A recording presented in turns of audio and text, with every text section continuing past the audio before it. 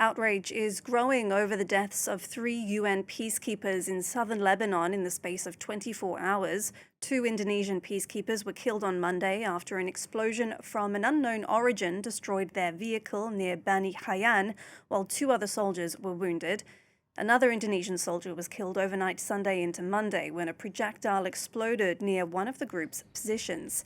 The EU on Tuesday demanded an investigation into the attacks on the UNIFIL force, calling them a grave violation of international law, while the United Nations Security Council is set to begin an emergency meeting on the incidents and the broader situation in Lebanon shortly. Meanwhile, Israeli Defense Minister Israel Katz has reiterated Israel's plan to expand a buffer zone in South Lebanon and maintain control of the entire area up to the Litani River. He added that all homes in villages near the Israeli border would be destroyed in order to remove threats.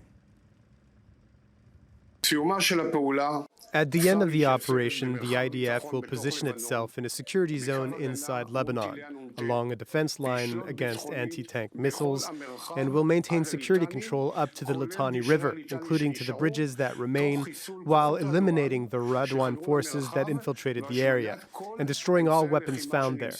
In addition, the return south of more than 600,000 residents of southern Lebanon who evacuated north will be totally prohibited until the security of northern residents is ensured and secured. Well, for more on this story, we can cross live to Jerusalem to speak to France 24's Noga Tarnopolsky. Noga, tell us more about Israel's endgame in Lebanon. Good to see you, Karis. The endgame for Israel is about as unclear as the endgame for the general war in Iran remains, both from the Israeli and American point of view. And in fact, the army and the government are not speaking in one voice.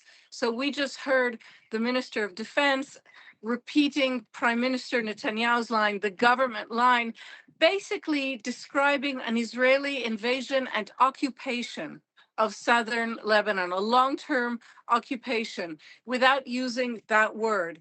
Whereas in the Israeli military, they're still not speaking about that.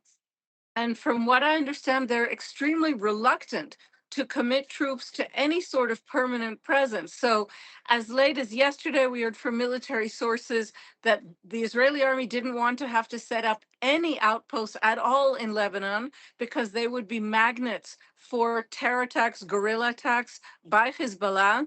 Today, there might be a slight softening of that position. There were some military sources saying maybe one outpost, maybe two, but the plan right now appears to not be very coherent. Instead, it seems to be responsive to the suffering of Israelis who live in the north, who the government is unwilling to evacuate formally, thus funding their evacuation, and more mayors who are under sometimes hundreds of missiles and rockets a day, sometimes like earlier today, coordinated attacks from Iran and from Hezbollah in Lebanon simultaneously. These mayors are basically begging for help. And the population that remains in the north are the poor, the old, and the infirm, those who haven't been able to simply leave on their own. So the government seems to be reacting to that domestic crisis. And beyond that, any kind of strategy remains mysterious to us. All right, well, let's shift to another big story coming out of Israel. The Knesset has approved legislation making the death penalty the default punishment for Palestinians found guilty of carrying out deadly attacks deemed acts of terrorism. Why did this law pass, and what is the government looking to achieve here? Those are very good questions. The law was written as if it intended to provoke not just the international community. Europe is now threatening Israel with sanctions because of this law, but also to provoke a crisis inside Israel. In other words, the minister in charge of the police and the man who advanced this legislation, Itamar Ben-Gvir, a man with 13 terror and hate crime convictions under his belt, is facing possibly the end of his term. There have been petitions against his illegal behavior as minister now for more than a year. This is finally coming to a head at the Supreme Court. And the expectation is that Israel will very soon either lose him as a minister or find itself in an extremely grave constitutional crisis when the Supreme Court will say he cannot keep serving, and the prime minister will have to decide whether to fire him or to simply say Israel's no longer a state of law. So this legislation appears to have been intended not to pass judicial review in Israel, instead to give him his moment of glory and to allow both Netanyahu and Ben Gvir in upcoming elections later this year in Israel to be able to again complain that the judiciary in Israel has become a dictatorship and that they want to do away with the Supreme Court.